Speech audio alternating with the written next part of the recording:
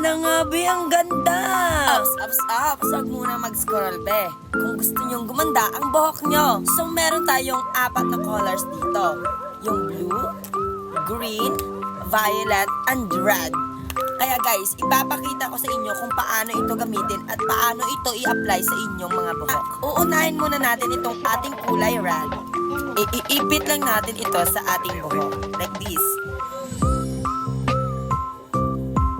Tapos pag inipit mo na, you just have to pull it. Pull it!